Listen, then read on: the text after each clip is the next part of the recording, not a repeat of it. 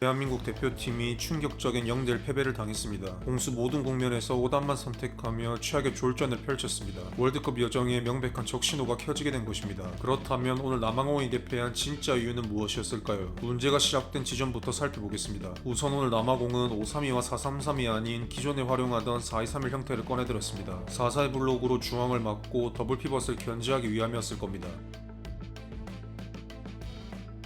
반면 한국은 선발 라인업에 변화를 주며 조금 더 공격적인 형태를 취합니다. 우선 왼쪽은 황희찬을 통해 균열을 내고자 했습니다. 대표팀에 부족했던 돌파가 되는 자원을 배치한 것이죠. 물론 결과적으로는 전혀 위협적이지 못했습니다. 하지만 문제는 후방에서부터 시작됩니다. 빌드업 국면에서부터 제동이 걸렸기 때문입니다. 특히 황인범과 백승호의 피벗 운영이 오늘 좋지 못했습니다. 서로의 호흡이 맞지 않거나 지능적으로 움직이지 못했습니다.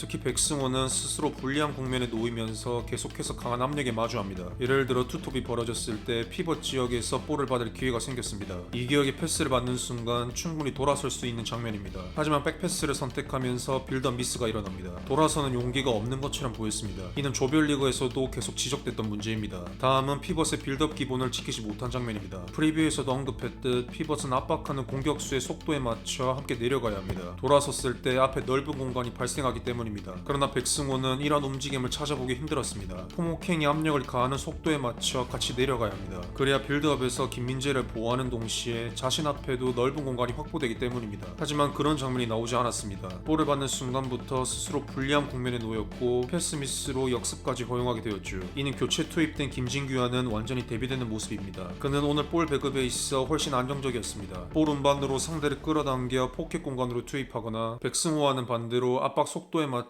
함께 내려가는 움직임을 보여줬습니다. 유리한 구도에서 볼을 편하게 공급해준 것입니다. 실제로 두 선수의 통계를 비교해봐도 차이가 나타납니다. 모든 지표에서 우위를 점한 것을 볼 수 있습니다. 이는 선발 라인업에 있어 한번 생각해볼 필요가 있습니다. 이처럼 피벗이 묶이면서 그들을 통한 볼 전개에 어려움을 겪게 됩니다. 결국 센터백을 통해 이를 해결하려 했습니다. 김민재와 이기혁이 반복적으로 황희찬에게 직접 볼을 투입한 것입니다. 묶여있는 피벗을 건너뛴 채 라인을 한 번에 통과하는 방식이었죠.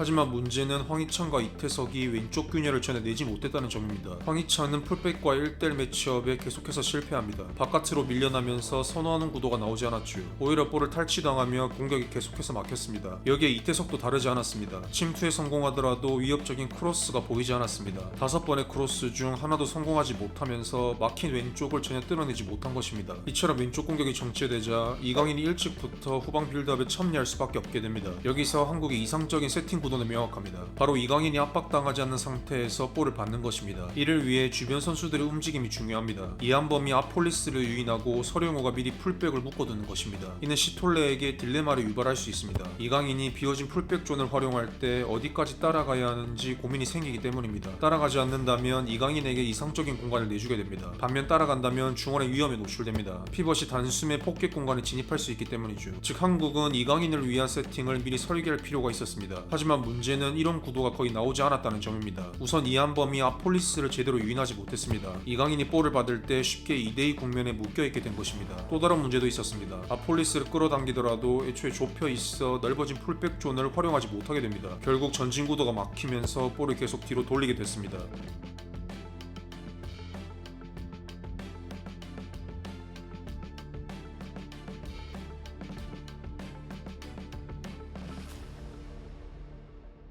물론 이 구도를 한 번도 만들지 못했다는 것은 아닙니다. 유사한 상황이 딱 2번 나오긴 했습니다. 하지만 문제는 이를 찬스까지 이어가기에는 역량이 부족했다는 점입니다. 실제 장면을 보겠습니다. 이한범이 낮은 지역에서 아폴리스를 최대한 유인해냅니다. 서령우가 상대 풀백을 미리 묶고 있었기 때문에 이강인은 풀백 존을 활용할 수 있게 됩니다. 가장 선호하는 구역에서 경기를 지휘할 수 있는 순간이었죠. 동시에 이태석에게 단숨에 전환 패스도 가능해졌습니다. 하지만 문제는 딱 거기까지였습니다. 이태석이 더블팀에 묶이면서 직선 돌파에만 한정됐고 됐고 크로스까지 실패하면서 공격 기회를 넘겨주게 됩니다. 다음 장면도 유사합니다. 다시 한번 아폴리스를 높게 끌어올리며 이강인에게 같은 공간을 부여합니다. 이때 시톨레는 수비 딜레마에 빠질 수밖에 없습니다. 함부로 튀어나가면 중원 공간을 내줄 수 있기 때문입니다. 사실 이 순간 백승호의 동선이 아쉬웠습니다. 더 가까이에서 볼을 요구했다면 바로 포켓 공간으로 진입할 수 있기 때문입니다. 오현규 역시 손짓으로 백승호를 가리키고 있습니다. 하지만 그는 오히려 볼에서 멀어지고 있습니다. 결국 이강인은 백승호 대신 침투하는 서령우를 선택했지만 패스가 강하게 연결되면서 기회를 놓치고 말았습니다. 즉 이상적인 구도가 형성됐음에도 이를 전혀 살리지 못했던 것입니다. 결국 한국은 좌우 터치라인 공략에 실패하자 계속 이강인에게 기댈 수밖에 없게 됩니다. 왼발로 파이널 서드에 직접 볼을 공급하는 방식입니다. 체코전 황인범의 득점처럼 박스로 직접 배달하거나 긴 반대 전환을 반복하는 것입니다. 하지만 오늘 이강인의 정확도는 좋지 않았습니다. 박스로 한 번에 보내는 볼이든 반대 전환이든 긴 패스의 정확도가 떨어졌습니다. 심지어 이강인의 얼리 크로스 패턴은 역습 상황에서 더 큰 위험을 초래할 수 있습니다. 터치라인 크로스는 상대가 볼을 걷어낼 때 해당 각도로 이어질 확률이 높습니다. 볼을 완전히 돌려내기 어렵기 때문입니다. 반면 얼리 크로스는 다릅니다. 상대 진영을 바라본 채로 클리어링 하기 때문에 공이 중앙으로 방출될 확률이 높습니다. 결국 역습으로 이어질 가능성이 높아지는 것이죠. 심지어 오늘 이것이 더 위협적이었던 이유가 있습니다. 김민재가 전진하는 빈도가 높았기 때문입니다. 남아공 중원 3명을 상대로 그가 직접 라인 사이에서 경합했습니다. 이한범과 이기혁이 후방을 막고 김민재가 전진해 이 위험을 상쇄하려 한 것입니다. 하지만 이 전진의 리스크는 매우 클 수 있습니다. 정렬되지 않은 후방 라인이 곧바로 공략당할 수 있기 때문입니다. 실제로 이 문제는 역습 허용뿐만 아니라 실점 장면까지 그대로 연결됐습니다. 해당 장면을 보겠습니다. 오른쪽 터치라인 공략에 실패하자 이강인은 얼리 크로스를 시도합니다. 하지만 패스가 묻어냈고 남아공은 중앙으로 볼을 걷어낼 수 있게 됩니다. 때문에 세컨볼을 획득하면 역습하기 훨씬 용이해지는 상황입니다. 이때 김민재는 포워드인 마코파를 막기 위해 높게 올라왔습니다. 하지만 윙백이 높게 전진한 상태에서 끊어내지 못하면 그대로 위험을 떠안게 되는 선택입니다. 최후방에 단 2명만 남게 되는 것입니다. 이기혁의 버티는 수비가 없었다면 실점과 가까운 순간이었습니다. 다음 시퀀스는 실점으로 연결된 장면입니다. 오른쪽 공격에 실패하자 남아공은 바로 전방으로 볼을 방출합니다. 다시 마코파를 막기 위해 김민재가 점프했지만 견제에 실패하면서 후방에 센터백 2명만 남게 됩니다. 물론 김민재는 끝까지 따라가며 더블팀을 형성하는 데는 성공합니다. 그러나 문제는 그 다음입니다. 볼을 빼앗지 못한다면 직선으로 유도하는 것이 그나마 최선입니다. 선택지를 크로스로 줄이는 것입니다. 하지만 김민재가 발을 뻗으면서 안쪽 공간을 허용하고 맙니다. 결국 남아공은 더 많은 선택지를 갖게 됐고 이 볼이 마세코에게 연결되면서 실점을 허용했습니다. 김민재의 순간적인 전진이 만들어낸 약점을 남아공이 정확히 공략하는 데 성공한 것입니다.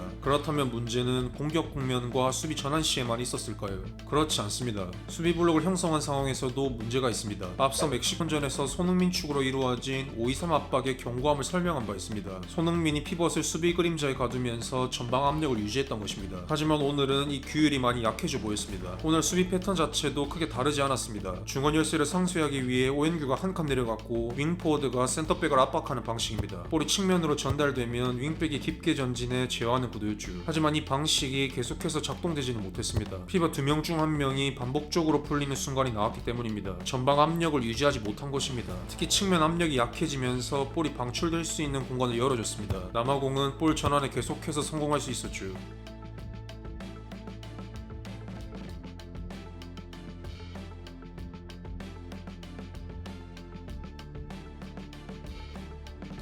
결국 압박하지 못하면서 애매한 높이를 유지하게 됐고 위협적인 패스도 종종 허용했습니다. 수비에서만큼은 이점이 있었던 대표팀이 이 강점마저 사라진 경기였습니다. 물론 아직 월드컵은 끝이 아닙니다. 다른 조 3위에 비해 비교적 적게 실점하면서 32강 진출 가능성은 높은 상태입니다. 그럼에도 이 경기력이라면 라운드에 진출하더라도 매우 위험한 상황입니다. 과연 대표팀이 이 문제를 해결할 수 있을지, 그리고 또 다른 문제는 무엇이었는지 댓글로 남겨주시면 감사하겠습니다.